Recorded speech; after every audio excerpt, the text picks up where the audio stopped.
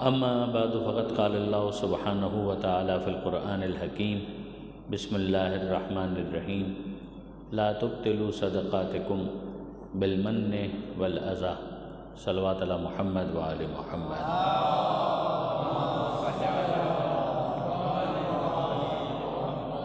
دعائے مرحوم کے لیے پروردگار عالم کی بارگاہ میں ان کے درجات کو بلند فرما، ان کی نیکیوں کا انہیں بہترین اجر عطا فرما، اگر ان سے کچھ کوتاہیاں ہو گئی ہوں تو ان کی مغفرت فرما۔ پسماندگان کو مرحوم کے لیے اعمال خیر بجا لاتے رہنے کی توفیق عطا فرما، ہم سب کے لیے سفر آخرت کو آسان فرما، اور باقی زندگی میں اس سفر کے لیے زیادہ سفر فراہم کرنے کی توفیق عطا فرما۔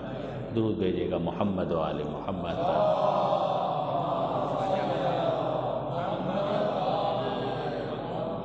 جو آیت میں نے آپ کے سامنے تلاوت کرنے کا شرف حاصل کیا، یہ سورہ مبارکہ بقرہ کی آیت ہے، اور قرآن مجید کا یہ مفصل سورہ ہے، سب سے طویل سورہ یہی ہے، تقریباً 2.5 پاروں پر محیط ہے، 286 آیتیں اس کی ہیں۔ پہلا پارہ سورہ فاتحہ کے بعد مکمل سورہ بقرہ پر مشتمل ہے، پھر اس کے بعد مکمل دوسرا پارہ، اور پھر تیسرا پارہ بھی تقریباً نصف سے کچھ کم۔ یہ ہے سورہ مبارکہ بقرہ کی لینتھ۔ مضامین کے اعتبار سے اگر آپ دیکھیں بہت ڈائیورسٹی ہے اس کے اندر، عقائد بھی ہیں، اعمال بھی ہیں، اخلاقیات بھی ہیں، بہت کچھ پروردگار عالم نے اس سورے کے اندر ڈسکس کیا۔ یہ جو آیت میں نے آپ کے سامنے تلاوت کرنے کا شرف حاصل کیا، یہ تیسرے پارے میں آپ کو ملے گی، اور اگر آپ سورہ بقرہ کے اس حصے کو خاص طور پر دیکھیں جو تیسرے پارے سے شروع ہوتا ہے، تو آغاز ہی میں چند آیتوں کے بعد آپ کو آیت الکرسی کا سامنا کرنا پڑے گا، جو بہت مشہور آیت ہے کہ جس میں پروردگار عالم نے اپنی توحید کو ڈسکس کیا، اور ان بعض اشتباہات اور اعتراضات کے اوپر گفتگو کی ہے کہ جو خدا سے متعلق مختلف ادیان و مذاہب کے ماننے والوں کے ذہن و دل و دماغ کے اندر پائے جاتے تھے۔ اس آیت کو آیت الکرسی یوں کہتے ہیں کہ اس میں پروردگار عالم نے اپنے اقتدار کے لیے لفظ کرسی کا استعمال کیا ہے کہ وسع کرسیہ السماوات والارض، کہ اس کی کرسی کی وسعت آسمان و زمین کے اوپر محیط ہے۔ تو چونکہ کرسی ایک میٹافر ہے، استعارہ ہے، کہ جس کے ذریعے سے اقتدار اور غلبہ پروردگار کو سمجھایا گیا، جس کی وجہ سے اس کو کہا گیا وسع کرسیہ السماوات والارض، اور اس ریفرنس سے اور اس وجہ سے اس پوری آیت کو کہا گیا آیت الکرسی۔ پھر جب آیت الکرسی سے آپ متصل مضمون کو دیکھیں گے تو پروردگار نے اپنی ولایت کا اعلان کیا کہ اللہ ولی الذین آمنوا، کہ اللہ ولی ہے، سرپرست ہے ان لوگوں کا کہ جو ایمان لا چکے، کہ یخرجہم من الظلمات الی النور، وہ ان کو نکالتا ہے، اندھیروں سے نکالتا ہے، روشنی کی طرف لے آتا ہے۔ والذین کفروا، اور سائملٹینیس کانٹراسٹ یہ ہے کہ وہ کہ جنہوں نے کفر اختیار کیا، تو اولیاءہم الطاغوت، ان کے بھی اولیاء ہیں، ان کے بھی سرپرست ہیں، اور ان کے اولیاء اور ان کے سرپرست طاغوت ہیں، طغیان کرنے والے، سرکشی کرنے والے، جو اپنی لمٹس کو کراس کرنے والے، ٹرانسگریس کرنے والے، تجاوز کرنے والے۔ یخرجونہم من النور الی الظلمات، وہ اپنا نیگیٹو ایجنڈا ہے وہ اس کو آگے بڑھاتے ہیں کہ اگر کوئی روشنی کی طرف ہو تو وہاں سے اسے نکال کر اندھیرے کی طرف لے آتے ہیں۔ پھر پروردگار کا تبصرہ ہے کہ اولئک اصحاب النار، یہ ہیں آگ والے، ہم فیہا خالدون، جس میں وہ ہمیشہ ہمیشہ رہنے والے ہیں۔ یہاں تک اگر آپ میرے ساتھ چلے اور پہنچ گئے تو اب اس کے بعد پروردگار نے 3 واقعات کو نقل کیا۔ میں ایکسیس کرنا چاہ رہا ہوں اس آیت کو کہ جس کو میں نے آپ کے سامنے تلاوت کرنے کا شرف حاصل کیا ہے۔ یہاں سے پھر پروردگار نے 3 واقعات کو ڈسکس کیا۔ پہلا مکالمہ ہے جناب ابراہیم علیہ السلام کا نمرود کے ساتھ، دوسرا جناب عزیر علیہ السلام کا، پھر تیسری مناجات ہے جناب ابراہیم علیہ السلام کی کہ جس کے ضمن میں پرندوں والا واقعہ ہمارے سامنے آتا ہے۔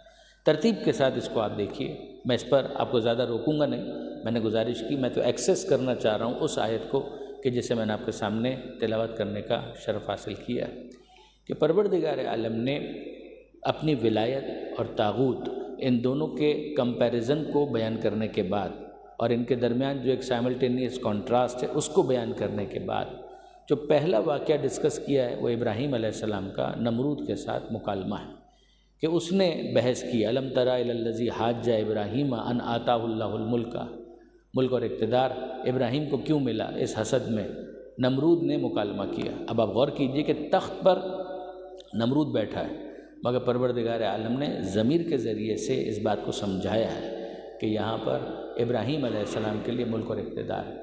یہیں سے اس بات کو سمجھ لیجیے گا، ایک ہے خدا کا انتخاب اور ایک ہے لوگوں کی سرکشی۔ لوگوں کی سرکشی اس بات کی دلیل نہیں ہے کہ خدا کا انتخاب بھی سرکش لوگ ہیں۔ سرکش کی سرکشی خدائی انتخاب کی دلیل نہیں ہے۔ اسی کو کہتے ہیں کہ قبضہ کر لینا برحق ہونے کی دلیل نہیں ہوا کرتا، ورنہ تو ہر نمرود اس بات کا دعوے دار ہو سکتا ہے کہ بھئی ہمیں خدا نے منتخب کیا۔ اگر خدا نے تمہیں منتخب کیا ہوتا تو ابراہیم علیہ السلام دربار میں آ کر تمہیں ذلیل نہ کرتے۔ یہ تمہارا ان کے سامنے سے پر انداختہ ہو جانا منزل دلیل پر خود اس بات کی دلیل ہے کہ انتخاب پروردگار کی نظر جہاں ٹھہری تھی وہ نمرود نہیں تھا، وہ ابراہیم تھے۔ درود بھیجیے گا محمد و آل۔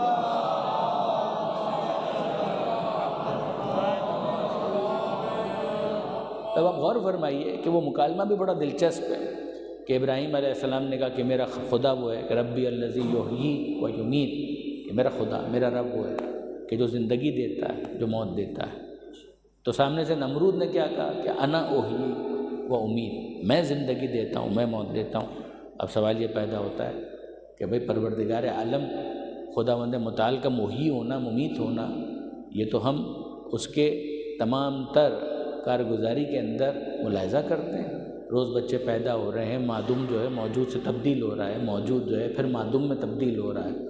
ہم اپنے ہاتھوں سے اپنے مردوں کو سپرد خاک کرتے ہیں تو ہمارے سامنے کہ پروردگار عالم کا وہ زندگی دیتا ہے، وہ موت دیتا ہے۔ مگر جب نمرود نے سامنے سے کہا کہ نہیں، یہ کام تو میں کرتا ہوں، انا احیی و امید، تو یہ میرا زندہ کرنا اور میرا موت دینا، اس کا مطلب کیا ہے؟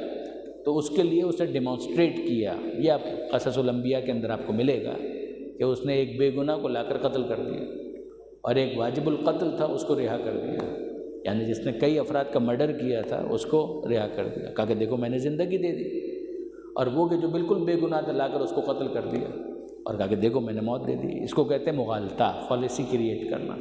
یعنی یہاں پر میں آپ کو ٹیکنیکل باتوں میں نہیں الجھاؤں گا، لیکن جب ہم علم منطق کو ایز اے سبجیکٹ اسٹڈی کرتے ہیں تو وہاں پر ایک پورا سیکشن ہے تصور کا، پھر اس کے بعد تصدیق کا، پھر اس کے بعد تیسرا سیکشن ہوتا ہے جس کو کہا جاتا ہے صناعت خمس، کہ وہ 5 انداز کے جس کے ذریعے سے قضیے کو مرتب کیا جاتا ہے۔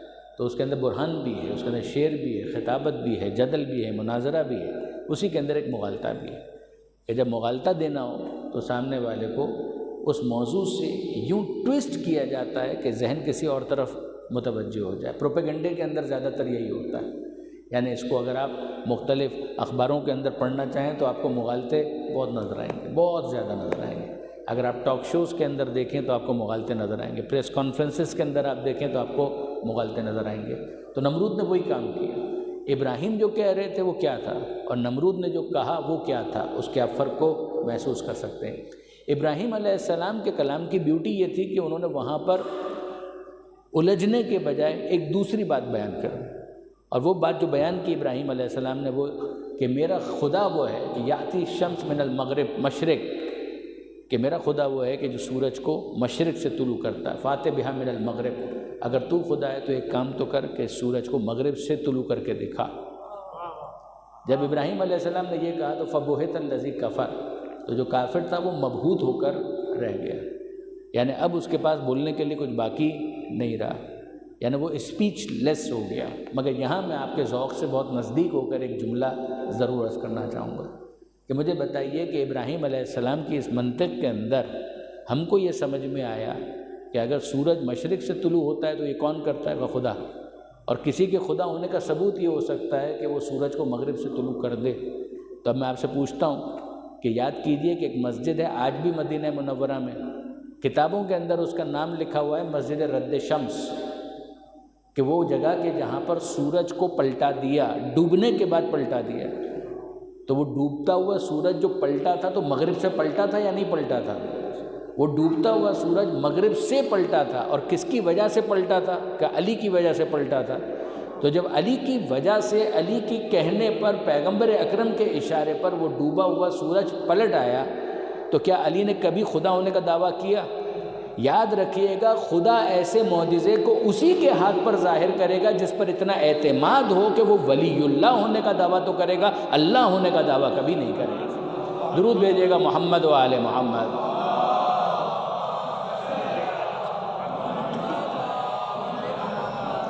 یعنی وہ مغرب سے پلٹا رہا ہے، مگر پلٹا اسی لیے رہا ہے کہ اسے عبادت پروردگار کرنی ہے، وہ کر اسی لیے رہا ہے، اس کام کو انجام دے رہا ہے تاکہ وہ اپنی عصر کی نماز کو انجام دے سکے۔ آپ نے غور فرمایا، یہ ہے مسجد رد شمس کے تعلق سے ایک بات۔ لیکن میں نے گزارش کی کہ یہ پہلا واقعہ ہے کہ جو ابراہیم علیہ السلام اور نمرود کے مکالمے کی صورت میں قرآن نے محفوظ کیا۔ آگے بڑھیے۔ او کالذی مر علی قریۃ وہی خاویۃ علی عروشها۔ اب یہ عزیر علیہ السلام کا تذکرہ، نام نہیں ہے، مگر اگر آپ تفاسیر کو دیکھیں گے تو عزیر علیہ السلام کا نام آپ کو، عزیر علیہ السلام بہت بڑی شخصیت ہے، بہت بڑی شخصیت ہے، بنی اسرائیل کے انبیاء میں ان کا شمار ہوتا ہے، اور آج بھی یہودی جن انبیاء کو غیر معمولی اہمیت دیتے ہیں، ان میں ایک تو جناب موسیٰ علیہ السلام، داؤد علیہ السلام، ڈیوڈ، سلیمان علیہ السلام، سولومن، انہی میں جناب عزیر علیہ السلام کی بھی غیر معمولی اہمیت ہے۔ تو جناب عزیر علیہ السلام کے بارے میں کہ او کالذی مر علی قریۃ، یا اس شخص کی طرح سے کہ جو گزرا اس بستی سے، وہی خاویۃ علی عروشها، جو تباہ و برباد ہو چکی تھی، جس کی چھتیں گری ہوئی تھیں، یعنی وہ جگہ بالکل ملیا میٹ ہو چکی تھی، وہ جگہ تباہ ہو چکی تھی، وہ جگہ برباد ہو چکی تھی۔ اور اس کیفیت کو دیکھ کر جناب عزیر علیہ السلام کی زبان پر بے ساختہ ایک جملہ آ گیا، اور وہ جملہ کیا تھا کہ انا یحیی ھذہ اللہ، اس جگہ کو، یہاں پر مرنے والوں کو اس حالت میں ہونے کے بعد خدا کیسے واپس زندہ کرے گا۔ یہ نہیں کہا کہ وہ زندہ نہیں کر سکے گا، لیکن تعجب ہوتا ہے کہ یہ جو حالت ہو گئی ہے، انا یحیی ھذہ اللہ، تو یہ تعجب، اس کو آپ ترک اولا کہہ لیجئے، کہیں ترک اولا کہہ لیجئے، مگر یہ پروردگار عالم نے اس موقع پر فیصلہ کیا کہ نشانی بنا دیا جائے۔ تو قرآن کے الفاظ یہ ہیں کہ اماتہ مئۃ عام، کہ اللہ نے ان کو 100 برس کے لیے موت دے دی، عزیر علیہ السلام کو 100 برس کے لیے موت دے دی۔ یعنی اگر آپ اردو کے الفاظ پر بھی توجہ کریں گے تو ان لفظوں کو یہاں سے گراسپ کرنا بہت آسان ہو جائے گا۔ اماتہ، یہ موت سے نکلا ہے، اس کو موت دے دی۔ مئۃ، مئہ کا مطلب ہے 100، عامن، عام کا مطلب ہے سال، عام الحزن آپ نے سنا، غم کا سال۔ مئۃ عامن یعنی 100 برس کے لیے خدا نے موت دے دی، کن کو؟ جناب عزیر علیہ السلام کو۔ ان کو تعجب ہوا کہ خدا، درود بھیجیے گا محمد و آل محمد۔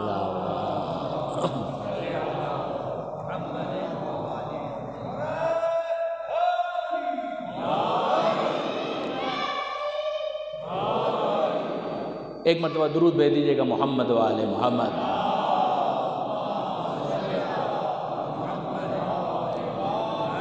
میں آپ کی توجہات کا طلبگار ہوں کہ انہیں تعجب ہوا کہ انا یحیی ھذہ اللہ، اللہ کیسے اس کو زندہ کرے گا۔ اماتہ مئۃ عام، آپ اس کو ترک اولا کہہ لیجیے۔ خدا نے ان کو موت دے دی مئۃ عام، 100 سالوں کے لیے، اور پھر ان کو بیدار کیا، پھر ایک مرتبہ زندہ کیا، اور یہ پوچھا کہ کم لبثت، کتنے عرصے تک اس حالت میں رہے؟ تو انہوں نے کہا لبثت یوما او بعض یوم، ایک دن یا ایک دن سے بھی کچھ کم۔ اب میں آپ سے پوچھنا چاہتا ہوں، یہ سب دنیا میں ہوا تھا یا قیامت میں ہوگا؟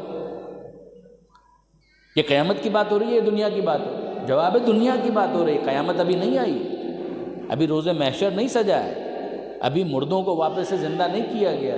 تو اب میں آپ سے پوچھنا چاہتا ہوں کہ مجھے بتائیے تو صحیح کہ یہ دنیا میں مرے بھی اور دنیا ہی کے اندر پھر سے زندہ بھی ہوئے، اگر یہ قرآن کی آیت سمجھ میں آ جائے تو عقیدہ رجعت پر اعتراض باقی نہیں رہتا، رجعت کے عقیدے کے اوپر اعتراض باقی نہیں رہتا۔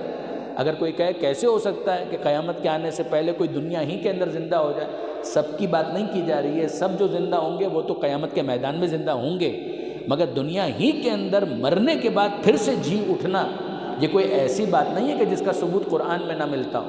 یہ تو آیت میں نے آپ کے سامنے پیش کی ہے، ورنہ انصاف کی بات یہ ہے کہ آپ سب کے حافظے میں موجود ہے کہ عیسیٰ علیہ السلام کا معجزہ کیا تھا؟ بہت سے معجزات میں سے ایک معجزہ یہ تھا کہ وہ مردوں کو زندہ کیا کرتے تھے، تو جو مردوں کو زندہ کر رہے تھے قیامت کے میدان میں زندہ کر رہے تھے، اسی دنیا کے اندر زندہ کر رہے تھے۔ تو دنیا میں محدود گروہ کا مر کر پھر جی اٹھنا، اسی کو عقیدہ رجعت کہتے ہیں۔ درود بھیجیے محمد و آل محمد۔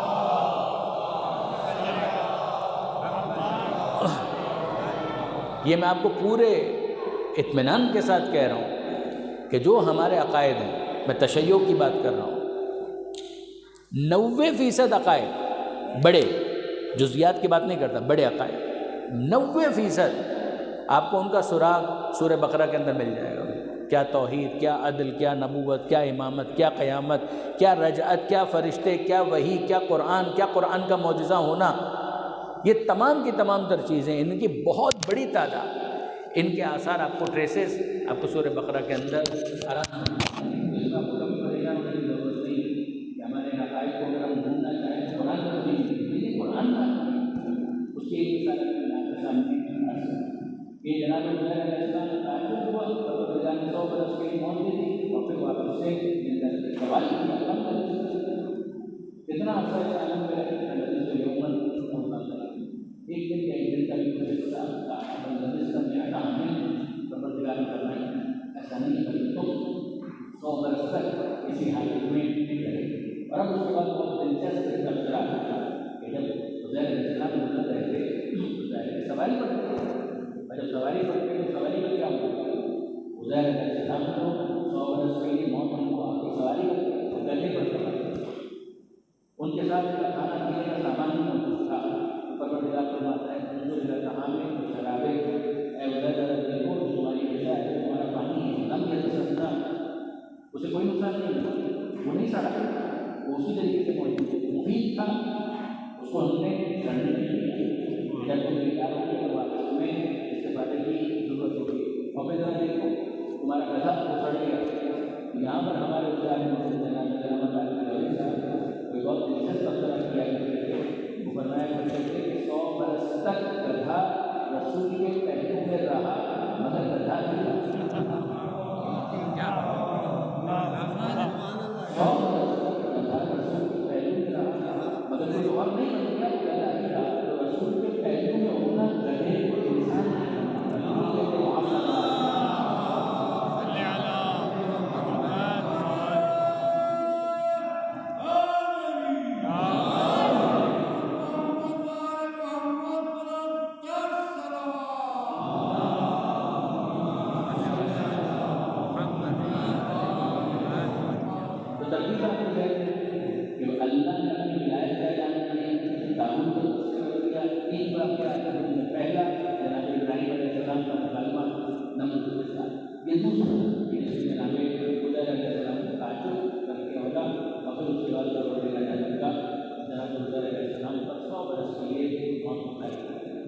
اب اس کے بعد تیسرا موقع آتا ہے ابراہیم خلیل خدا ان کی مناجات کا۔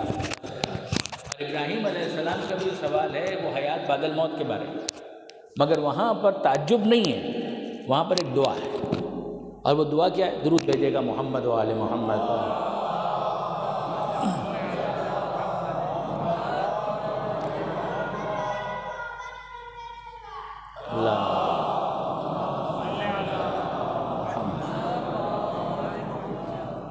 وہ مناجات کیا ہے، وہ دعا کیا ہے کہ رب ارنی کیف تحیی الموتیٰ، کہ میرے پروردگار مجھے دکھلا، کیفا کیسے، تحیی تو زندہ کرے گا، الموتیٰ مردے کو۔ میں چاہوں گا کہ آپ توجہ کریں اس بات کے اوپر کہ ابراہیم علیہ السلام نے سوال کیا ہے مردے کے بارے میں، کیفا کیسے، تحیی تو زندہ کرے گا، الموتیٰ مردے کو۔ موتا موت سے نکلا ہے نا، موت کا مطلب ہے کہ جس کے اوپر موت طاری ہو چکی، موتا مردہ، تو مردوں کو کیسے زندہ کرے گا؟ ابراہیم علیہ السلام تعجب نہیں کر رہے، سوال کر رہے، مالک دکھلا رہے۔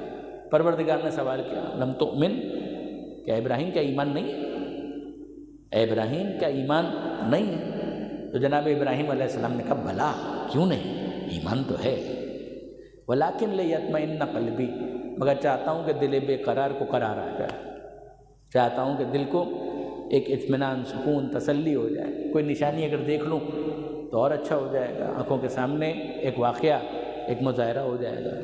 تو جیسے ہی جناب ابراہیم علیہ السلام نے کہا کہ بھلا کیوں نہیں، لیکن لیطمئن قلبی، مگر چاہتا ہوں کہ دل کو اطمینان ہو جائے، تو پروردگار عالم نے کہا خذ اربعۃ من الطیر، اے ابراہیم ایک کام کرو، 4 پرندوں کو پکڑو، 4 مختلف پرندوں کو پکڑو، اور پھر اس کے بعد کیا کرو، سرہن، ان کو اپنے سے مانوس کرو، پھر اس کے بعد ان کو ذبح کرو۔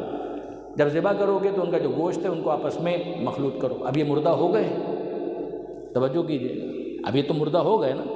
ان کو پکڑا، پکڑنے کے بعد مانوس کیا، مانوس کرنے کے بعد ذبح کیا، ذبح کرنے کے بعد ان کے گوشت کو آپس میں مخلوط کر دیا، ممزوج کر دیا، تو یہ قیمہ بن گیا، منس میٹ ہو گیا۔ اور اب اس کے بعد کیا کرو، ان میں سے جتنے بھی پیسز ہیں ان کے 4 حصے کر لو، اور ان سب کو لے جا کر 4 پہاڑ کے اوپر رکھ دو۔ ایک پہاڑ کے اوپر ایک حصے کو، دوسرے پہاڑ پر دوسرے حصے کو، تیسرے پہاڑ پر تیسرے حصے کو، چوتھے پہاڑ پر چوتھے حصے کو رکھ دو۔ اب اس کے بعد کیا کرو، ثم ادعوہن، اے ابراہیم پھر ان کو پکارو۔ جب تم ان کو پکارو گے تو ہوگا کیا کہ یاتینک سعیا، یہ تمہاری طرف دوڑے چلے آئیں گے، یعنی تمہاری صدا بصحرا ثابت نہیں ہوگی۔ اب میں یہاں پر آپ سے سوال کرتا ہوں برادران عزیز، اور واقعاً آپ کے ذوق سے بہت نزدیک ہو کر آپ کو متوجہ کرنا چاہتا ہوں کہ مجھے ایک انصاف سے بات بتائیے کہ یہ تو ہو گئے مردہ، یہ تو مر گئے، ان کو تو ذبح کر دیا، اور ذبح کرنے کے بعد ان کا تو گوشت بھی آپس میں مخلوط ہو گیا، اور لے جا کر ان کو رکھ دیا پہاڑ کے اوپر۔ اور اب پروردگار کہہ کیا رہا ہے، ثم ادعوہن، علماء کرام تشریف فرمائیں، دعا یدعو سے پکارنا، پکارو ان کو۔ جب ان کو پکارو گے تو ہوگا کیا کہ یہ تمہاری طرف دوڑے چلے آئیں گے، اڑ کر تمہارے پاس پہنچیں گے۔ سب سے پہلے تو خدا کو یہ حکم نہیں دینا چاہیے تھا، اس لیے کہ شرک کا حکم ہے۔ سب سے پہلے تو خدا کو یہ حکم نہیں دینا چاہیے کہ شرک کا حکم ہے، مر گئے، مرنے والوں کو کیسے پکارا جا سکتا ہے؟ اور دوسری بات یہ کہ خدا نے اگر پکارنے کا حکم دیا بھی تھا تو ابراہیم کو منع کرنا چاہیے کہ مالک تیری توحید متقاضی ہے کہ میں یہ شرک کا کام نہ کروں، میں کیسے ان پرندوں کو پکاروں، یہ تو مر گئے۔ لیکن آپ غور فرمائیے کہ خدا حکم دے رہا ہے، ابراہیم عمل کر رہے ہیں، اور پھر اس کے بعد ان پرندوں کا جواب دینا اور اڑ کر پہنچنا، یہ اس بات کی دلیل ہے کہ کوئی مر بھی جائے تو خدا کے اذن سے انہیں سن بھی سکتا ہے، جواب دے بھی سکتا ہے۔ اور محمد وآل محمد صلوات۔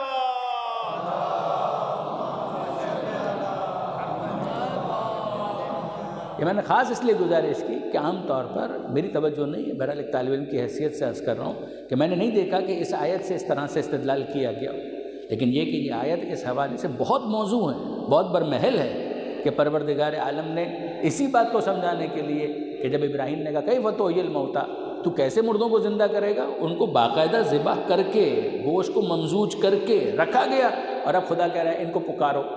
اے خدا اگر تو زندہ کرنا چاہتا ہے تو ویسے بھی زندہ کر سکتا ہے، لیکن پروردگار کہتا ہے کہ نہیں، تم پکارو۔ وہ پکار بھی رہے ہیں اور پکار کا جواب مل بھی رہا ہے، یاتینک سعیا، وہ دوڑے چلے آئیں گے۔ یہ کب ہے؟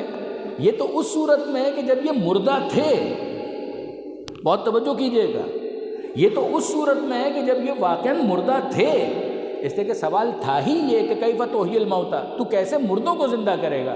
لیکن اب میں آپ سے پوچھتا ہوں کہ اگر کوئی ایسا ہو کہ جو دنیا سے گیا ہو مگر اس کی حیات کی ضمانت خود خدا دے رہا ہو کہ خبردار ان کو مردہ کہنا بھی نہیں، سمجھنا بھی نہیں، تو جب ایسا کوئی ہو تو اس کے بارے میں اس سوال کی کہاں گنجائش باقی بچ سکتی ہے کہ وہ کیسے سن سکتے ہیں، وہ کیسے جواب دے سکتے ہیں؟ خدا خود کہہ رہا ہے کہ لا تحسبن الذین قتلوا فی سبیل اللہ امواتا، گمان بھی نہ کرنا کہ جو اللہ کی راہ میں قتل کیے گئے وہ مر گئے، بل احیاء عند ربہم یرزقون، بلکہ وہ زندہ ہیں اور اپنے رب کے پاس مسلسل رزق پا رہے ہیں۔ درود بھیجیے محمد و آل محمد۔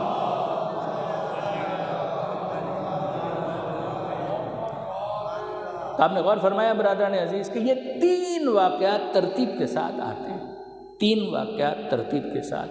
ابراہیم علیہ السلام کا نمرود سے مکالمہ نمبر 1، نمبر 2 عزیر علیہ السلام کا تعجب اور پھر 100 برس کی موت اور پھر واپس اثر نو حیات جدید، پھر تیسرا کہ جس میں ابراہیم علیہ السلام کی مناجات اور اس کے لیے پروردگار کا ان 4 پرندوں کا انتخاب اور اس کے حوالے سے وہ گفتگو جو ابھی آپ نے سنی۔ یہاں پر پہنچنے کے بعد پھر پروردگار عالم نے اس عقیدہ حیات بعد الموت، عقیدہ قیامت، اس کو دل و دماغ کے اندر بیدار کرنے کے بعد پھر گفتگو کی ہے انفاق فی سبیل اللہ پر، جس سے متعلق وہ آیت ہے کہ جس کو میں نے تلاوت کرنے کا شرف حاصل کیا تھا۔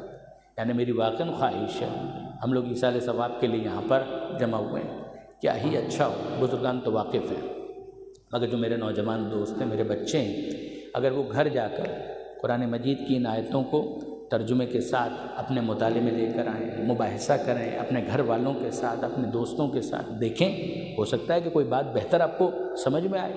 یہاں پروردگار عالم نے اس ایمان کو تازہ کرنے کے بعد اگر آپ اس ایمان کو مائنس کر دیں تو پھر تو اس کے بعد سیدھی سی بات ہے کہ جتنی عبادتیں ہم کر رہے ہیں ہم اپنا وقت ضائع کر رہے ہیں، پھر تو ہم اپنا وقت ضائع کر رہے ہیں۔ بھائی کیوں میں صبح کو اٹھ کر فجر کی نماز پڑھوں، سوتا نہ رہوں؟ کیوں میں ماہ رمضان کے اندر روزہ رکھوں، کھاؤں نہیں؟ کیوں میں اپنے مال کو کسی اور کے حوالے کر دوں، خود پر خرچ نہ کروں؟ یہ زکوٰۃ کیوں نکالوں، صدقہ کیوں دوں، خمس کیوں دوں، کیا ضرورت ہے؟ کیوں کسی کی مدد کروں؟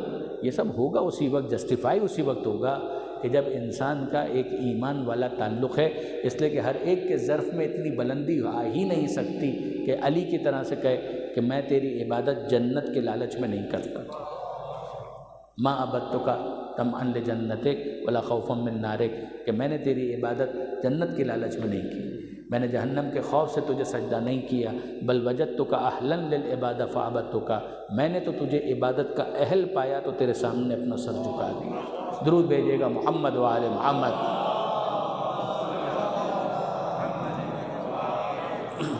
یعنی ایمان کے اس مرحلے پر اگر کوئی پہنچا ہوا ہے کہ خدا کو مان رہا ہے مگر قیامت نہیں، اگر قیامت کو نہیں مان رہا، کیا ایسے افراد ہیں؟ بالکل ایسے افراد ہیں، اس دنیا کے اندر پائے جاتے ہیں جو کہتے ہیں خدا تو ہے مگر ہم قیامت کو قبول نہیں کرتے۔ اسلام کہتا ہے کہ نہیں، انا للہ و انا الیہ راجعون، اللہ ہی کے لیے ہے اور اللہ ہی کی بارگاہ میں ہمیں پلٹ کر جانا ہے، آغاز بھی وہ، انجام بھی وہ، وہیں سے آئے اور وہیں پر تم بالآخر پہنچو گے، اور جو کچھ تم نے اس دنیا میں کیا ہے اس کی بنیاد پر وہ تمہیں وہاں پر جج کرے گا، وہاں پر اس بات کا فیصلہ ہونا ہے۔ یہ اگر ایمان موجود ہے تو اب اس کے بعد یہ آیت سنیے کہ پروردگار نے ایک تمثیل کے ذریعے سے انفاق کو ڈسکس کیا۔ انفاق کا مطلب ہے خرچ کرنا، انفاق فی سبیل اللہ، اللہ کی راہ میں خرچ کرنا۔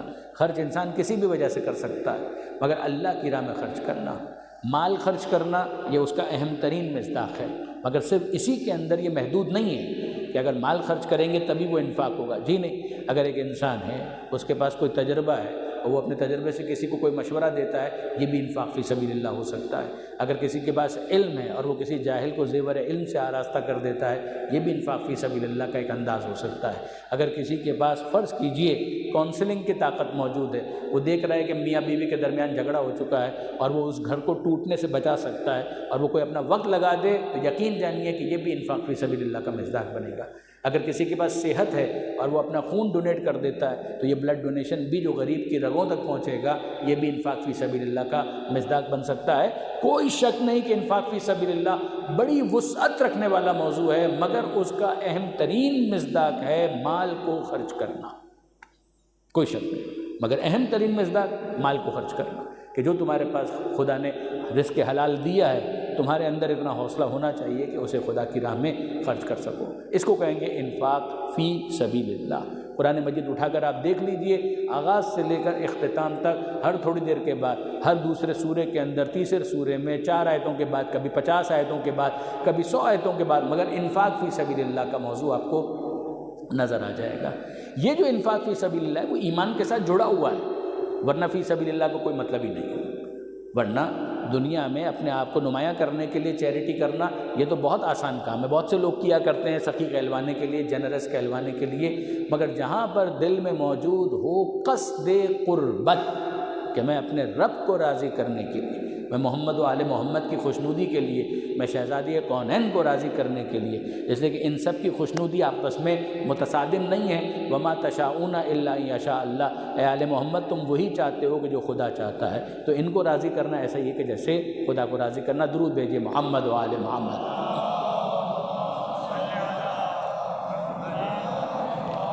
اب اس بات کو ایکسپلین کرنے کے لیے، اور میں زیادہ اس پر آپ کو انگیج نہیں کروں گا، یہ آخری مرحلہ شروع ہو گیا ہماری تقریر کا، کہ یہاں پروردگار نے کچھ تمثیلات کا سہارا لیا ہے، تمثیلات کے ذریعے سے، کچھ مثالوں کے ذریعے سے بات کو واضح کیا ہے۔ دیکھیے برادران عزیز، جب کبھی بھی ایک انسان کوئی کاروبار کرتا ہے، انویسٹمنٹ کرتا ہے، تو وہ اس بات کا اندازہ لگاتا ہے کہ بھئی ریٹرن کتنا ملے گا، نقصان بھی ہو سکتا ہے لیکن اگر فائدہ ہوگا تو ایسٹیمیٹڈ فائدہ کتنا ہوگا۔ اب اگر آپ نے مثال کے طور پر 1 لاکھ روپے لگایا تو یہ تو نہیں ہے کہ 1 لاکھ روپے لگایا تو 1 مہینے کے بعد 2 لاکھ ہو جائے گا، 1,00,000 کے اوپر ممکن ہے 1,05,000 1,02,000 1,06,000 1,10,000 تو نہیں کہہ سکتے کہ کتنا منافع ہوگا، مگر 100% منافع تو نہیں ہوتا۔ پروردگار عالم فرماتا ہے کہ یہ دنیا کی انویسٹمنٹ ہے کہ جس کے بارے میں یقینی کوئی بات نہیں، اور دوسری بات یہ ہے کہ اگر ملے گا بھی تو 100% تو نہیں ملے گا، بہت کم، لیکن یہ ہے کہ پروردگار فرماتا ہے ایک اصول، یہ یہاں پر نہیں ہے، دوسرے مقام پر، کہ من جاء بالحسنہ فلہ عشر امثالہا، جب تم ہماری راہ میں کوئی چیز انویسٹ کرتے ہو تو مطمئن ہو جاؤ کہ تمہیں ہم 10 گنا بڑھا کر تو دیں گے ہی۔ وہ ریٹ آف ریٹرن جو ہم آفر کر رہے ہیں اتنا تو کوئی دوسرا نہیں دے پائے گا، اس لیے کہ اگر کوئی بھی نیکی حسنہ، کوئی بھی نیکی، کوئی بھی ایسا کام جس کو حسین کہا جا سکے کہ جسے خدا قبول کرے، من جاء بالحسنہ فلہ عشر امثالہا، تو جو اس کا ثواب لکھا ہوا ہے ہم اس لکھے ہوئے ثواب کو بھی 10 ٹائمز 10 گنا بڑھا کر تمہیں دیں گے، اگر قبول ہو گیا۔ قبول ہی اگر نہیں ہوا تو بات ختم، لیکن اگر قبول ہو گیا تو 10 گنا تو ہم دیں گے۔ مگر جب انفاق فی سبیل اللہ کی بات آئی تو پروردگار عالم نے اپنے اس ریٹ آف ریٹرن کے وعدے کو مزید ریوزٹ کر کے اور بڑھا دیا، اور بڑھا دیا، اور وہ جو بڑھایا ہے اس پر آپ غور کیجئے گا کہ پروردگار فرماتا ہے مثل الذین ينفقون فی سبیل اللہ کمثل حبۃ انبتت سبع سنابل فی کل سنبلۃ مئۃ حبۃ، کمال۔ پروردگار فرماتا ہے ان کی مثال کہ جو خرچ کرتے ہیں اللہ کی راہ میں، اس کی مثال اس بیج کی مثال ہے، اس دانے کی مثال ہے۔ جیسے ہی آپ نے کہا بیج، دانہ، تو آپ کے ذہن میں کیا ہے کہ بیج ہے تو اگ سکتا ہے۔ دیکھیے اگر بیج کو کوئی ضائع کرنا چاہے تو بھی طریقے بہت ہیں، آپ اس کو جلا دیجئے تو کچھ نہیں اگے گا، آپ ڈسٹ بن میں ڈال دیجئے تو کچھ نہیں اگے گا، ہتھیلی پہ اگر سرسوں جمانے کی کوشش کریں گے تو نہیں ہوگا، محاورہ بھی یہی ہے۔ تو اگر آپ اس بیج کو ضائع کرنا چاہیں تو طریقہ بہت ہے، لیکن اگر اس بیج کی صلاحیت کی بات کریں تو بیج میں صلاحیت ہے کہ وہ ایک بیج ایک نہ رہے، اس میں اضافہ ہو جائے، مگر اس کے لیے ضروری کیا ہے کہ اس کو وہ ماحول مل جائے، ایک ایسی فضا مل جائے، ایک ایسی مٹی مل جائے، کچھ ایسے دیکھ بھال کرنے والے مل جائیں، سورج کی روشنی مل جائے کہ جس کے نتیجے میں وہ ایک بیج ایک نہ رہے بلکہ جرمنیٹ کرنا شروع کرے، اس کے اندر گروتھ ہونا شروع ہو جائے۔ یہ وہ چیز، بیٹا بیٹھ جاؤ، یہ وہ چیز ہے کہ جس کو پروردگار عالم ارشاد فرماتا ہے کہ اس کی مثال اس دانے کی مثال۔ درود بھیجیے گا محمد و آل محمد۔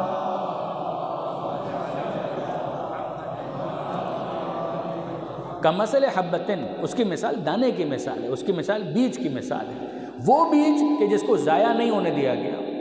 انبتت سبع سنابل، اس سے 7 بالیاں نکلی۔ بالی کا مطلب کیا ہے؟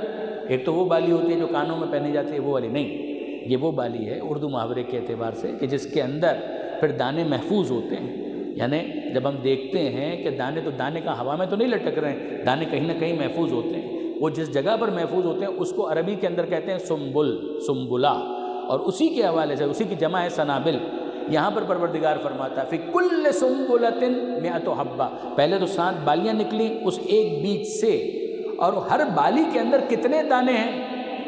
وہاں پہلے کہا تھا کہ اگر کوئی ایک نیکی کرے گا تو 10 برابر ہم دیں گے، مگر اب پروردگار فرماتا ہے کہ نہیں، انفاق فی سبیل اللہ اگر خدا کی راہ میں کیا گیا ہے تو ہمارا وعدہ ہے 10 گنا نہیں، 100 گنا نہیں، 200 گنا نہیں، ہم 700 گنا اس کو ریٹرن کریں گے، ہم 700 گنا اس کو لوٹا دیں گے، اس لیے کہ ہر بالی کے اندر 100 دانے ہیں۔ وہ ایک دانہ، یہ برکت اسی کو کہتے ہیں کہ اس کے اندر کتنی برکت ہے۔ اگر آپ بظاہر دیکھیں تو وہ بیج نظر نہیں آ رہا، وہ بیج چلا گیا، وہ بیج اب آنکھوں سے مخفی ہو گیا، مگر مخفی ہونے کے بعد اس نے اثر وہ دیا۔ شہید کی برکتوں کو اگر سمجھنا ہے تو اس دانے کے ذریعے سے سمجھیں کہ بظاہر شہید چلا گیا اس دنیا سے، مگر یاد رکھیے گا جس طرح سے وہ دانہ مخفی ہو کر اپنے اثر کو ظاہر کرتا ہے، اسی طرح اپنے خون شہادت سے شہید اس برکت کو ظاہر کرتا ہے کہ جو قوموں کی زندگی بن جایا کرتا ہے۔ درود بھیجیے محمد و آل محمد۔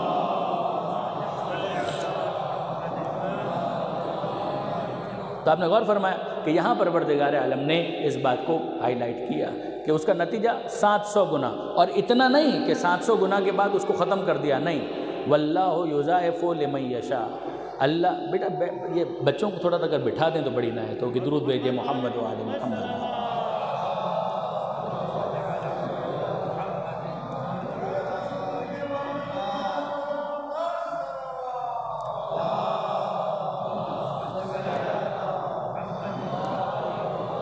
بچوں کو آنا بہت خوش آئند ہے، یعنی وہ جگہیں بہت آباد رہیں گی کہ جہاں پر بچے آیا کرتے ہیں، لیکن یہ کہ بہرحال اس کے لیے پھر نظام کچھ اس طرح کا بنایا جائے کہ یا تو بچوں کے لیے کھیلنے کی کوئی جگہ ہو جہاں پر وہ کھیل سکیں، کم سے کم وہ جگہ کہ جہاں پر مجلس ہو رہی ہے نا، پھر یہ ادھر ہلچل جو ہے وہ بہت ڈسٹرب کرتی ہیں پڑھنے والے کو بھی اور جتنے سامعین ہیں ان کو بھی، اس وجہ سے وقت کہہ رہا ہوں، ورنہ بچوں کے آنے کو میں ڈسکریج نہیں کر رہا ہوں۔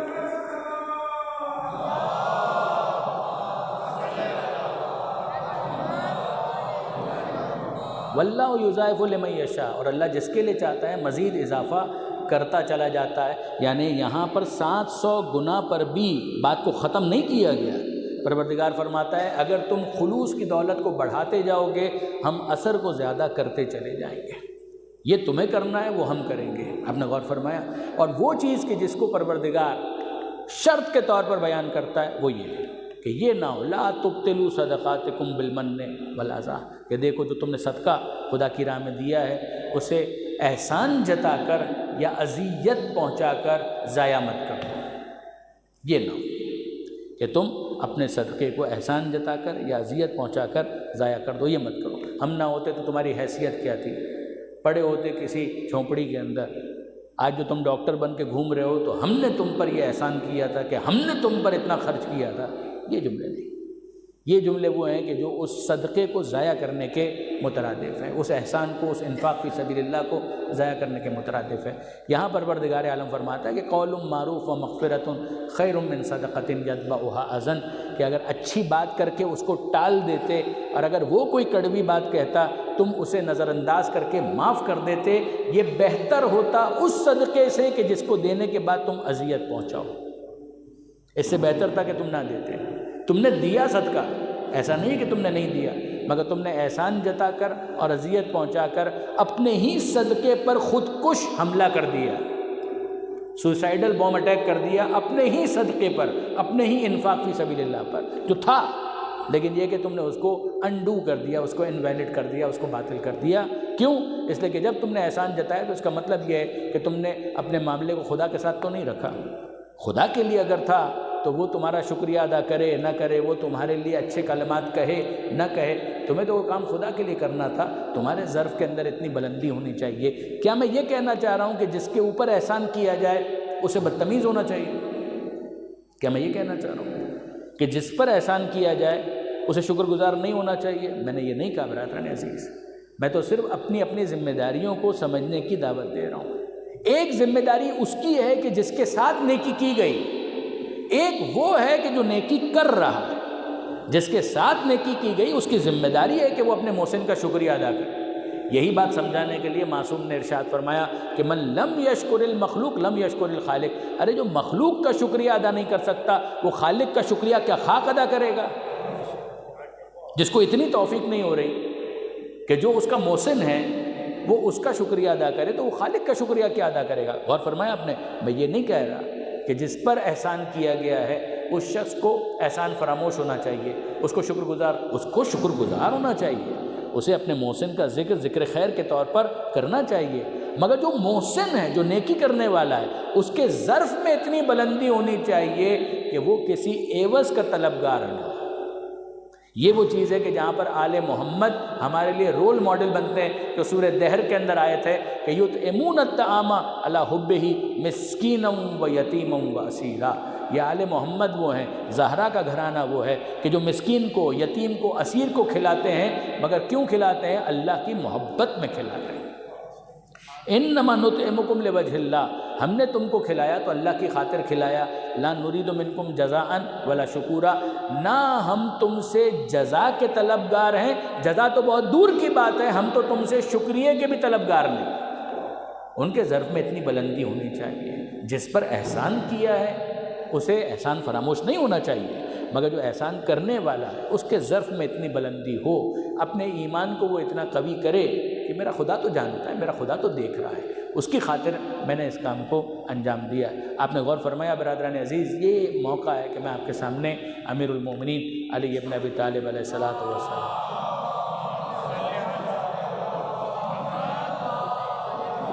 مولا کا نہج البلاغہ سے ایک کوٹ اپنے الفاظ میں پیش کروں۔ نہج البلاغہ میں کلمات قصار میں اسی بات کو بیان کرنے کے لیے امیر المومنین ارشاد فرماتے ہیں کسی کا شکریہ ادا نہ کرنا، کسی کا شکریہ ادا نہ کرنا تمہیں اس بات پر مجبور نہ کرے کہ تم اس نیکی ہی کو ترک کر دو۔ کوئی اگر شکریہ ادا نہیں کرتا تو اس کا شکریہ ادا نہ کرنا تمہیں اس طرف نہ لے جائے کہ تم اس نیکی کے کرنے ہی کو ترک کر دو۔ کیوں؟ اس لیے کہ کبھی تمہارا شکریہ وہ ادا کرتا ہے جس پر تمہارا کوئی احسان ہو ہی نہیں سکتا۔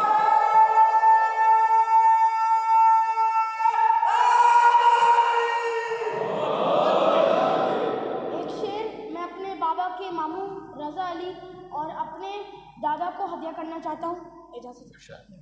کیا فکر جہاں نوکر سلطان وفا ہو، کیا فکر جہاں نوکر سلطان وفا ہو، میں قبر کی آغوش میں راحت سے رہوں گا۔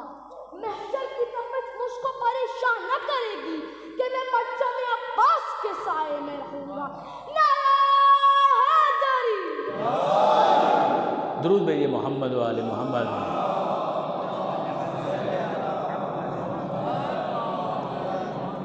کسی کا شکریہ ادا نہ کرنا تمہیں اس طرف نہ لے جائے کہ تم اس نیکی ہی کو ترک کر دو، اس لیے کہ کبھی تمہارا شکریہ وہ ادا کرتا ہے کہ جس پر تمہارا کوئی احسان ہو ہی نہیں سکتا۔ اور کوئی شکریہ ادا کرے یا نہ کرے، اتنا تو یاد رکھو کہ ان اللہ یحب المحسنین، کہ اللہ نیکی کرنے والوں کو دوست رکھتا ہے۔ تو کیا تم محبوب خدا نہیں بننا چاہتے؟ آپ ذرا انداز دیکھیے، کنونس کرنے والا انداز ہے۔ پروردگار نے فرمایا کہ یہ مت کرو، اگر ایسا کرو گے تو ویسا ہو جائے گا جیسے کسی نے خدا کے لیے اس کام کو انجام ہی نہیں دیا تھا، بلکہ اس نے رعاء الناس، یہ تعبیر قرآن مجید کی ہے، اور یہ آپ علم اخلاق کے اندر اور اخلاقی دروس کے اندر بہت سنتے ہیں، ریاکاری جو خلوص کے بالکل منافی ہے۔ بس آخری بات، اب اس کا مطلب کیا ہوا؟ اس کا مطلب یہ ہوا کہ بھائی انفاق کرو خدا کی راہ میں، اللہ اس کا اجر دے گا، بالکل دے گا۔ کب دے گا؟ جب قبول ہو جائے۔ قبول ہونے کے لیے ایک شرط کیا ہے؟ شرط یہ ہے کہ احسان مت جتاؤ، اذیت مت پہنچاؤ۔ دیکھو ٹھیک ہے، یہ بھی سمجھ میں آ گیا۔ اگر ایسا کیا تو کیا ہوگا؟ ایسا کیا تو ایسا ہو جائے گا جیسے تم نے خدا کے لیے اس کام کو انجام ہی نہیں دیا تھا، یہ تو ریاکاری تھی۔ یہ بھی ہم کو سمجھ میں آ گیا۔ اب بم پھٹنے لگا ہے۔ اب جو آیت میں آپ کے سامنے پڑھنے جا رہا ہوں، بزرگوں کی بات نہیں کر رہا، میں تو اپنے نوجوان دوستوں کی بات کر رہا ہوں، بچوں کی بات کر رہا ہوں، کہ اگر ان کو حیرت ہو تو مجھے حیرت نہیں ہوگی کہ ان کو حیرت کیوں ہو رہی ہے اس آیت کو سننے کے بعد۔ کیونکہ جب میں نے پہلی مرتبہ اس آیت کو سنا تھا، پڑھا نہیں تھا، سنا تھا ترجمے کے ساتھ، تو مجھے خود بہت حیرت ہوئی تھی۔ اور یہ کتنی پرانی بات ہے، یہ چل رہا ہے 2026، یہ میں بات کر رہا ہوں 90 یا 91 کی۔ کتنی پرانی بات ہو گئی؟ یعنی تقریباً 36 سال پرانی بات ہو گئی۔ 36 سال پرانی بات جب میں بیان کرتا ہوں نا، تو مجھے خود کبھی کبھی کپ کپی طاری ہو جاتی ہے کہ بزرگی کا احساس ہونے لگتا ہے کہ اب اس کا مطلب یہ ہے کہ ہم بھی بوڑھے ہوتے جا رہے ہیں۔ جب آئینہ دیکھتے ہیں تو داڑھی میں کچھ نہ کچھ سفید بال تو نظر آتے ہیں۔ اپنے بہت سارے دوست ہیں جن کو ہم خود دفنا چکے ہیں، تو خوف بھی آتا ہے۔ اور یہ ہے اتنی پرانی بات۔ بہت بڑے آدمی تھے علامہ ذیشان حیدر جوادی آل اللہ، بہت بڑے آدمی تھے، واقعاً بہت بڑے عالم تھے۔ میں نے ان کی کتابوں سے بہت استفادہ کیا، خاص طور پر طالب علمی کے زمانہ آغاز میں نے ان کی کتابوں سے بہت زیادہ استفادہ کیا، آج بھی کرتا ہوں لیکن اس وقت بہت زیادہ کیا۔ علامہ ذیشان حیدر جوادی کی ایک تقریر تھی ابو ظبی کی، ابو ظبی میں انہوں نے بہت وقت گزارا، تو ابو ظبی کا ان کا ایک اشرہ تھا، اور یہ اب میرے بچوں کو سمجھ میں بھی نہیں آئے گا، اس لیے کہ یہ وہ زمانہ تھا جب انٹرنیٹ بھی نہیں تھا، یوٹیوب بھی نہیں ہوتا تھا، واٹس ایپ بھی نہیں ہوتا تھا، خطوط لکھے جاتے تھے، اور اگر کوئی تقریر سننی ہو تو ایک وہ چیز ہے کہ جو اب تو شاید عجائب گھر میں ملے گی، VCR، اس کا انتظام کرتے تھے۔ اس کا عام طور پر تو منفی استعمال ہوتا تھا، لیکن یہ کہ بہرحال کبھی کبھی اچھا استعمال بھی ہو جاتا تھا، تو ہم لوگ تو افورڈ بھی نہیں کر سکتے تھے، سم ہاؤ مینیج کر کے VCR وغیرہ لا کر۔ اور اس زمانے میں کچھ کیسٹ لائبریریز ہوتی تھی جو بڑا نیک کام تھا، نجفی کیسٹ لائبریری بہت معروف تھی، وہاں سے ہم نے ویڈیو کیسٹ لے لی، کچھ کیا تھا۔ تو ابو ظبی کا ان کا ایک اشرہ تھا، وہ لگایا تو ہم سن رہے تھے۔ تو عام طور پہ صدقے کے بارے میں ہم کیا سنتے ہیں؟ صدقے کے بارے میں ہم یہ سنتے ہیں کہ جناب دائیں ہاتھ سے دو تو بائیں ہاتھ کو پتہ بھی نہیں چلنا چاہیے، تو چھپا کر دو، ایسا ہی ہے نا بھائی، دائیں ہاتھ سے دو تو بائیں ہاتھ کو، یہ غلط نہیں ہے، یہ صحیح ہے۔ یعنی میں یہ نہیں کہہ رہا کہ یہ بات غلط ہے، صحیح ہے، ایسا ہی ہونا چاہیے، مگر اب میں کیا کروں؟ ابھی آپ نے سنا ریاکاری تو نہیں ہونی چاہیے، اللہ کی راہ میں ہونا چاہیے، مگر اب آیت سنی، پہلی مرتبہ اس آیت کو اس انداز سے میں نے علامہ ذیشان حیدر جوادی سے سنا تھا، اس تفصیل کے مطابق جو ابھی میں نے آپ سے گزارش کی۔ آیت سنیے، اور یہ اسی سلسلے کی آیت ہے، ان تبدوا الصدقات فنعم ہی، حیران کن انداز اختیار کیا۔ ریاکاری کی مذمت کرنے کے بعد اب پروردگار عالم فرماتا ہے کہ ان تبدوا الصدقات فنعم ہی، اگر تم اپنا صدقہ دکھا کر دو فنعم ہی، تو یہ کتنا اچھا ہے۔ یہ کیسے ہو سکتا ہے؟ صدقہ دکھا کر دو تو یہ کتنا اچھا ہے۔ صدقہ دکھا کر دینا بھی کبھی اچھا ہو سکتا ہے؟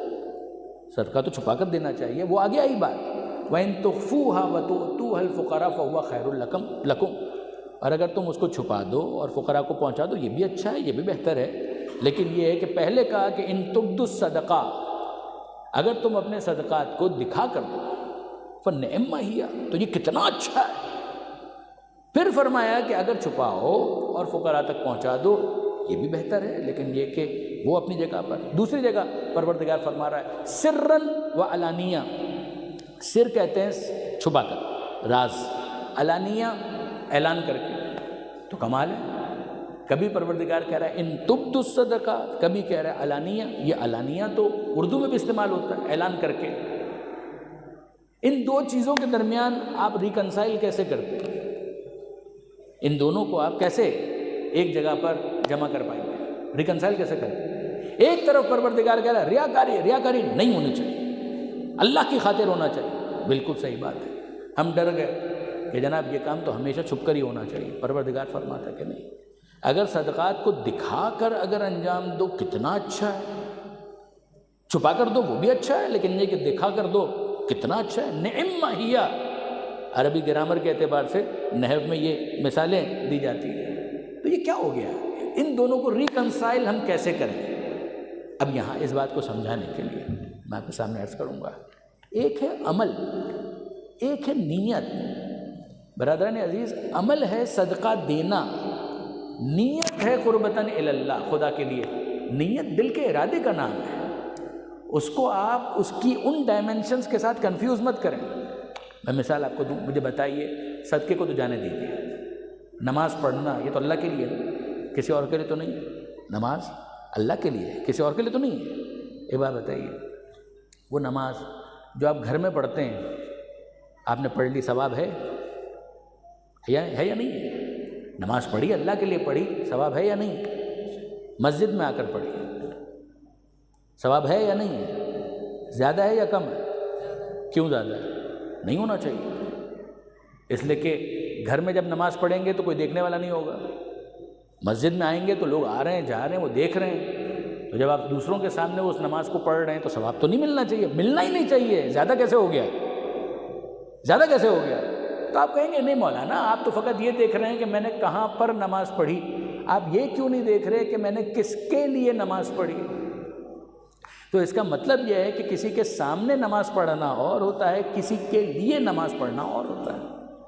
آپ غور فرمائیے گا، جو آپ نماز گھر میں پڑھ رہے ہیں وہ بھی اگر آپ گھر والوں کو دکھانے کے لیے پڑھ رہے ہیں کہ بیوی مان جائے کہ میں نمازی ہوں، بچے مان جائیں کہ میں نمازی ہوں، تو اس کا مطلب تو یہ ہے کہ یہاں پر گھر میں بھی جب نماز پڑھی تو خدا کے لیے تو نہیں پڑھی، اور مسجد میں اگر آ گئے اور مسجد میں بھی لوگوں کے لیے اگر پڑھی ہے کہ لوگ مجھے کہیں گے نمازی، تو پھر تو یہ خدا کے لیے نماز نہیں ہوئی۔ لیکن اگر گھر میں نماز پڑھی تو خدا کے لیے، مسجد میں آ کر نماز پڑھی تو خدا کے لیے، حج کیا تو خدا کے لیے۔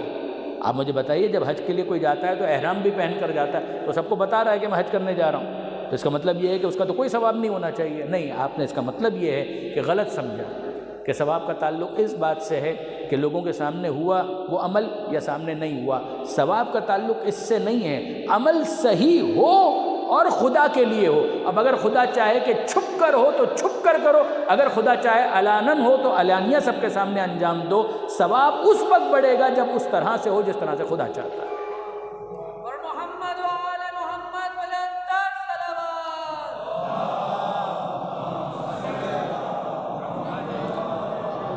یہ عزاداری پر کیے گئے اعتراضات میں سے بھی ایک اعتراض ہے، یہ عزاداری پر ہونے والے اعتراضات میں سے بھی ایک اعتراض ہے کہ جناب یہ کیا بات ہوئی، آپ حسین پر آنسو بہانا چاہتے ہیں، مان لیا کہ آپ کے یہاں بہت ثواب ہے، عبادت ہے، مگر اگر یہ عبادت ہے تو لوگوں کے سامنے کیوں کر رہے ہیں؟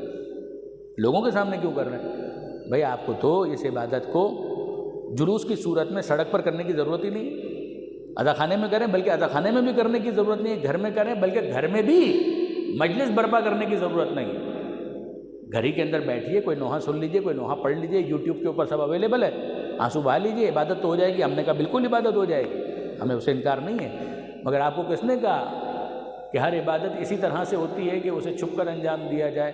جیسے گھر کی نماز سمجھ میں آ جائے گی اسے گھر کی مجلس بھی سمجھ میں آ جائے گی، جیسے مسجد کی نماز سمجھ میں آ جائے گی اسے عزا خانے کی مجلس سمجھ میں آ جائے گی، اور جیسے حج سمجھ میں آ جائے گا اسے سڑک کی عزاداری بھی سمجھ میں آ جائے گی۔ یاد رکھیے گا برادران عزیز، وہ ہوگا سب اللہ کے لیے، ہوگا سب قربتاً اللہ، اس عمل کا مخفی ہونا یا عمل کا ملائے اعلیٰ میں ہونا، منظر عام پر ہونا، ان دونوں چیزوں کا تعلق قربتاً اللہ کے ساتھ متصادم نہیں ہے۔ اور گھر میں بھی اگر آپ کسی عبادت کو انجام دیں، اور فرض کیجئے کہ بچے کو آپ دکھا رہے ہیں لیکن خدا کے لیے، کہ اس طرح سے بچہ بھی سیکھ جائے گا، کوئی حرج نہیں، کوئی حرج نہیں۔ آپ نماز پڑھ رہے ہیں اور بچہ برابر میں آ کر کھڑا ہو گیا اور وہ بھی نماز کے ایکشنز کو انجام دینے لگا، وہ امیٹیٹ کرے گا۔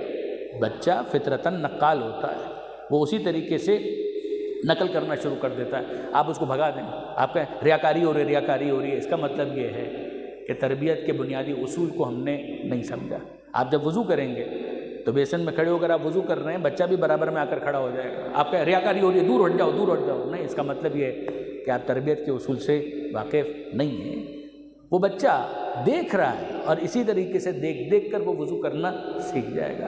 یہی معاملہ عزاداری کا ہے۔ آپ تنہائی کے اندر حسین پر آنسو بہائیں، یہ آپ کا ذاتی فعل ہے، مگر اگر آپ گود میں لے کر بچوں کو اگر حسین کو یاد کریں، اگر وہ ماحول ان کو فراہم کریں کہ وہ اس عزاداری کی سنجیدگی کو محسوس کر سکے، اگر جلوس میں لے کر جائیں اور وہ آپ کے اس گریے کو دیکھ کر حسین پر گریہ کرنے کو سمجھ جائے، آپ کے ماتم کو دیکھ کر حسین پر ماتم کرنے کو سیکھ جائے، تو یاد رکھیے گا اگرچہ یہ کام سامنے ہو رہا ہوگا مگر ہوگا قربتاً اللہ۔ یہی معاملہ صدقے کا بھی ہے کہ اگر آپ مثال کے طور پر کسی موقع پر کسی پروجیکٹ کے لیے اناؤنس کریں 10 کروڑ کا بجٹ ہے اور مخیر حضرات کو جمع کیا کہ آئیے جناب ڈنر پر، فنڈ ریزنگ ڈنر ہے، اور کہا کہ جناب یہ پروجیکٹ ہے اور اس کے اوپر اتنا خرچہ آئے گا، آپ اس میں کچھ کنٹریبیوٹ کریں، اور وہ تمام کے تمام افراد کہیں کہ صاحب سب کے سامنے کیسے بیان کریں، سب کے سامنے کیسے بیان کریں، تو ریاکاری ہو جائے گی۔ نہیں، ریاکاری کا تعلق آپ کی نیت کے ساتھ ہے۔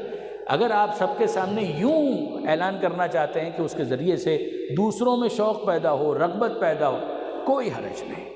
یہ وہ موقع ہے کہ یہ آیت سمجھ میں آتی ہے کہ ان تبدوا الصدقات فنعم ہی، کہ اگر تم صدقہ دکھا کر دو تو کتنا اچھا ہے، وَإِن تُخْفُوهَا وَتُؤْتُوهَا الْفُقَرَاءَ، ہاں وہ بھی موقع ہو سکتا ہے کہ سامنے والے کی عزت نفس پامال نہ ہو، تخفوها چھپا کر دو، فقراء تک پہنچا دو، وہ بھی تمہارے لیے بہتر ہو سکتا ہے، مگر ہر چیز کا اپنا موقع اور محل ہے۔ بس میں نے آپ کو زحمت دی برادران عزیز، انصاف کی بات یہ ہے، مال خرچ کرنا خدا کی راہ میں انفاق کا ایک مصداق ہے، اس سے بڑی بات ہے اپنی جان خدا کی راہ میں قربان کرنا۔ شہید کا مرتبہ کیوں اتنا بلند ہے کہ اس کے پاس اس کی جان سے بڑھ کر تو کوئی چیز نہیں تھی، اس نے اپنی جان خدا کی راہ میں قربان کر دی۔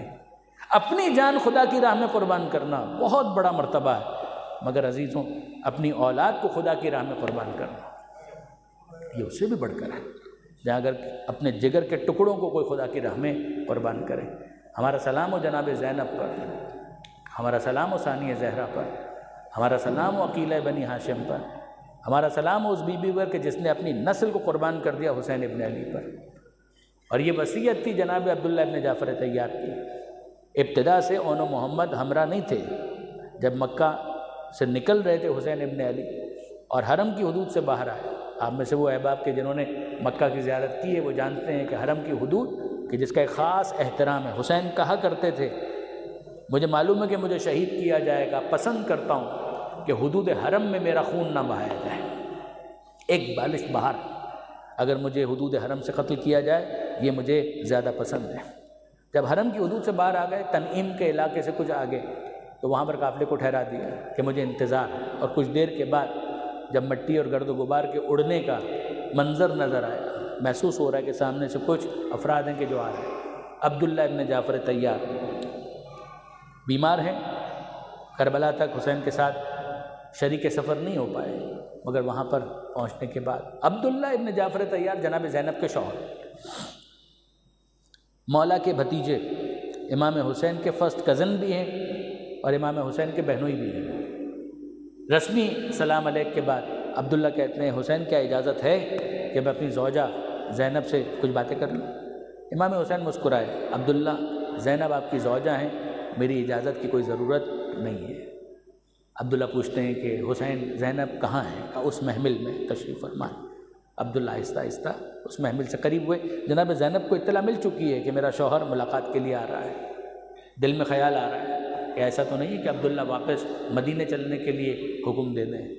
جب قریب آئے تو رسمی گفتگو کے بعد اس سے پہلے کہ عبداللہ کچھ کہتے، جناب زینب نے کہا عبداللہ میں شریعت کی پابند ہوں، میں شریعت کی پابند ہوں، میں بھی جانتی ہوں کہ زوجہ شوہر کی اجازت کے بغیر سفر نہیں کر سکتی، میں جانتی ہوں، مگر آپ اگر مجھے کہیں گے کہ میں آپ کے ساتھ واپس چلوں اور حسین سے اس سفر میں الگ ہو جاؤں تو میں چلوں گی آپ کے ساتھ، مگر انصاف سے بتائیے حسین سے دور ہو کر یہ زینب جی پائے گی؟ کیا زینب زندہ رہ پائے گی؟ مجھے لگتا نہیں ہے کہ اس صدمے کے بعد میرا جسم اس قابل رہے کہ میری روح کے بوجھ کو برداشت کر سکے۔ بظاہر میری روح پرواز کر جائے گی، میرا جنازہ ہی آپ کے ساتھ واپس مدینہ منورہ جائے گا۔ عبداللہ ابن جعفر طیار نے یہ جملے سنے، کانپ کر رہ گئے، تڑپ کر رہ گئے۔ انہوں نے کہا بی بی آپ میری زوجہ ضرور ہیں، مگر میں آپ کے مرتبے اور مقام سے واقف ہوں، میں آپ کو کوئی حکم دینے کے لیے نہیں آیا۔ جناب زینب کو اطمینان ہوا، جناب زینب کو اطمینان ہوا کہ عبداللہ واپس چلنے کے لیے تو نہیں کہہ رہے۔ کہا پھر عبداللہ اتنی زحمت کر کے آنے کا سبب کیا ہے؟ تو عبداللہ ابن جعفر طیار کہتے ہیں بی بی بات اتنی سی ہے کہ مجھے تو آپ کے جد کی ایک حدیث یاد آ گئی تھی، میں تو اس پر عمل کرنے کے لیے حاضر ہوا ہوں۔ اب جناب زینب کا شوق بڑھا، اشتیاق بڑھا، تجسس، عبداللہ میرے جد کی کون سی حدیث آپ کو یاد آ گئی جس پر عمل کرنے کے لیے اس بیماری میں آپ نے اتنا سفر طے کیا، مدینہ سے آ رہے ہیں، کیا سبب ہے؟ کون سی حدیث آپ کو یاد آ گئی؟ کبھی بھی آپ کے جد کا فرمان ہے کہ اگر کوئی سفر ہو اور مشکل سفر ہو تو صدقے کا سامان ساتھ رکھا کرو، صدقے کا سامان ساتھ رکھا کرو۔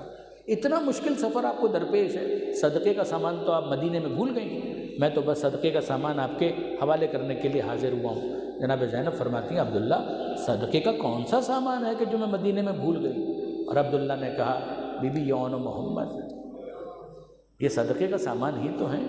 یہ اتنا مشکل سفر حسین پر درپیش ہے، اگر کوئی مشکل آئے حسین پر تو ایک بیٹے کو اپنی طرف سے حسین پر صدقہ کر دیجیے گا، دوسرے بیٹے کو میری طرف سے حسین پر صدقہ کر دیجیے گا۔ آپ نے غور کیا عزیزان محترم، حسین پر صدقہ کر دیجیے گا۔ جناب زینب نے یہ جملہ سنا، خوشی سے نہال کہ اب تو باپ کی وصیت ہے، گرہ میں باندھ لیا اس جملے کو۔ اور اب اس کے بعد جناب زینب ہمیشہ کہ یہ میرے بچے کہاں، یہ تو صدقے کا سامان ہے۔ بچے شہید ہو گئے، شام میں قید سے رہائی ملی اور عزا خانہ جب قائم ہوا ہے اور شام کی عورتیں آ کر پرسہ دینے لگیں تو ان بیویوں نے دیکھا لٹے ہوئے تبرکات آنا شروع ہوئے، کٹے ہوئے سر آنا شروع ہوئے، اور ہر بیوی کی گود میں کسی شہید کا سر ہے، مگر دو ننھے ننھے سر ایسے ہیں کہ جن کا کوئی ماتم نہیں کر رہا، وہ ایسے ہی رکھے ہوئے ہیں۔ حسین کا سر زینب کی گود میں ہے، ماتم ہو رہا ہے۔ عباس کا سر کلثوم کی گود میں ہے، ماتم ہو رہا ہے۔ اکبر کا سر لیلا کی گود میں ہے، فریاد ہو رہی ہے۔ قاسم کا سر فروا کی گود میں ماتم ہو رہا ہے، مگر یہ دو ننھے ننھے سر ایسے ہیں کہ جن کا کوئی ماتم کرنے والا نہیں ہے۔ تو انہوں نے تعجب سے پوچھا بیویوں کیا ان بچوں کی ماں زندہ نہیں؟ بیویوں کیا ان بچوں کی ماں زندہ نہیں ہے؟ تو جناب زینب کو جلال آیا اور کہنے لگی کیوں، یہ میرے لگتے جگر، یہ میرے نون نظر، یہ میرے اون محمد ہے۔ کہا بیوی پھر ان کا ماتم کیوں نہیں کرتی؟ تو جناب زینب کو وہی جملہ یاد آ گیا، ان بچوں کو میں نے اپنے حسین پر صدقہ کر دیا، پہلے ماں جائے کا ماتم کروں گی، پھر صدقہ ہونے والے بچوں کا ماتم کروں گی۔ الا لعنت اللہ علی الظالمین وسیعلم الذین ظلموا ای منقلب ینقلبون۔ بار الہ اس خلیل توسل کو اپنی بارگاہ میں قبول فرما، ان آنسوؤں کو جناب سیدہ کے رومال میں جگہ عطا فرما۔ مالک تجھے واسطہ محمد و آل محمد کا مرحومین کے درجات کو بلند فرما، ان کی نیکیوں کا انہیں بہترین اجر عطا فرما، اگر ان سے کچھ کوتاہی ہو گئی ہو مغفرت فرما۔ پسماندگان کو مرحومین کے لیے اعمال خیر بجا لاتے رہنے کی توفیق عطا فرما، اعلیٰ علیین میں جوار معصومین میں جگہ عطا فرما، آل محمد کی شفاعت نصیب فرما۔ مالک ہم سب کے لیے بھی سفر آخرت کو آسان فرما، باقی زندگی میں اس سفر کے لیے زیادہ سفر فراہم کرنے کی توفیق عطا فرما۔ مالک بیماروں کو شفا عطا فرما، بے روزگاروں کو رزق حلال عطا فرما، جو بے اولاد ہیں اولاد صالح عطا فرما، جو صاحبان اولاد ہیں تربیت کی توفیق عطا فرما، جو اپنی اولاد کے رشتوں کے لیے پریشان ہیں انہیں بہترین رشتے عطا فرما، جن گھروں میں ناچاکی ہے، ناراضی ہے، علی اور زہرا کے مقدس گھرانے کا واسطہ ان گھروں کی ناراضی کو الفت اور محبت سے تبدیل فرما۔ مالک تجھے واسطہ محمد و آل محمد کا عزاداری، عزاداروں، عزاخانوں کی حفاظت فرما، وطن عزیز پاکستان کو استحکام عطا فرما، وطن عزیز کو ہر قسم کی داخلی خارجی پریشانیوں سے محفوظ فرما۔ آل محمد کے چاہنے والے، ماننے والے جہاں کہیں بھی ہیں ان کی جان، مال، عزت و آبرو کی حفاظت فرما۔ ایران کے مومنین کی مدد اور نصرت فرما، ایران کے مومنین کو فتح و غلبہ عطا فرما، جارحین و غاصبین و قابضین کو نیست و نابود فرما۔ مالک ان کو عبرت کا نشان بنا دے۔ مالک تجھے واسطہ محمد و آل محمد کا ظالموں کے مکمل خاتمے کے لیے زمانے کے امام کو اذن ظہور عطا فرما، ہمیں ان کے اعوان و انصار میں شمار فرما۔